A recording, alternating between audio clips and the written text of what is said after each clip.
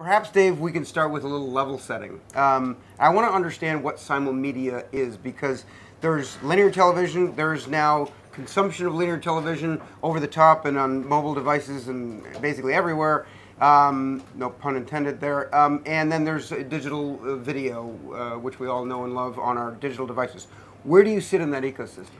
So, Simulmedia is a 5-year-old company that is focused on linear television.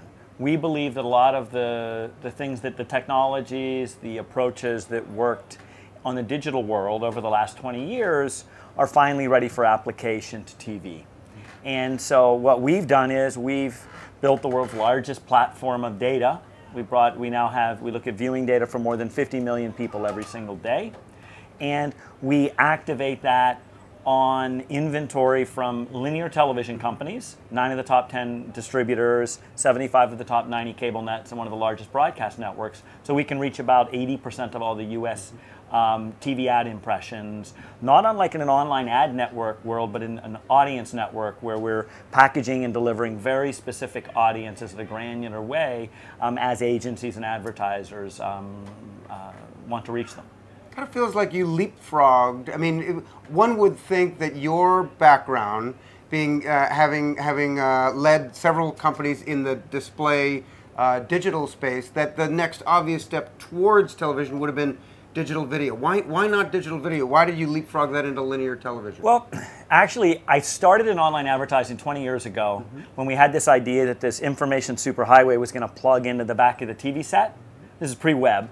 And then the web came along, and that brought the PC-based online world. And that, to me, was a distraction. And having done a couple companies there, I finally think we're now ready for the real, the most impactful, largest reaching media by far is linear television.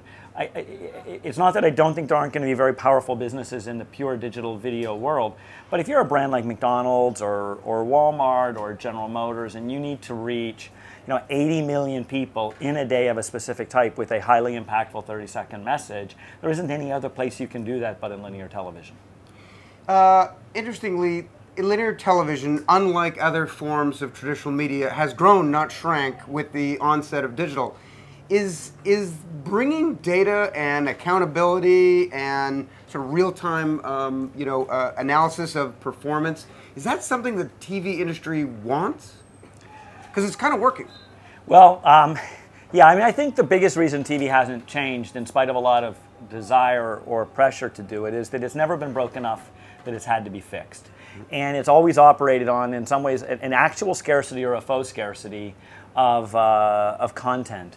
And that's something that I think the industry is seeing. While the total audience to television is bigger today than it's ever been before, even to the point millennials watch more TV today than you and I did as millennials. I mean, it's incredible when people think like millennials are all in digital video. They miss the fact that actually they're all watching 2.5 hours a day of TV. And so the TV industry's done a great job getting people to fall in love with their content and then sort of doing a bull rush in the upfront and making everyone buy it, and I applaud them for that. But clearly, brands going forward, and we heard this at sessions already here on the Quasset earlier, this morning even, if you're Kraft, if you're Procter & Gamble, the only metric that matters now is sales, and you're tying everything off to sales, and sex, age, demographic, gross rating points just don't drive the needle like they used to. They're not predictive of sales, and you need to buy specific audiences that you can tie off to sales. All right, so we're migrating from proxies to real data and results. We're going to talk more about that with some of the other panelists. Speaking of Upfronts, you participated in the Upfronts this year, I think for the first time.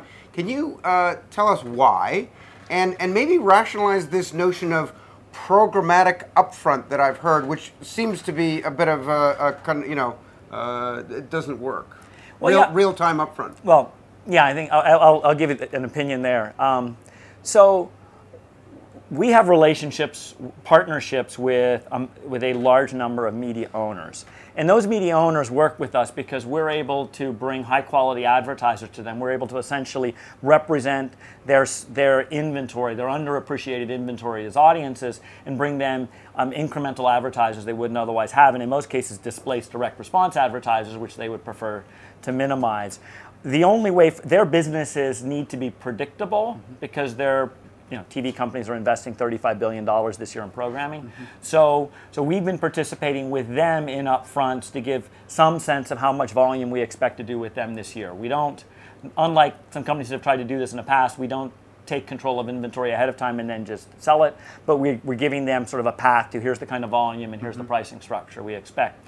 Also, we've had a couple agency groups that have in the same way realized that the upfront now, the only way to take it out of control of it being a scarce bull rush to specific shows is to really use it as the strategy moment with the client for the year. And that doesn't necessarily mean a commitment to shows. It means a commitment to strategies and some techniques. And so we have a capacity to give a high degree of optimization late in the process, closer to the campaign. And so actually it's a perfect thing to do together with an upfront commitment.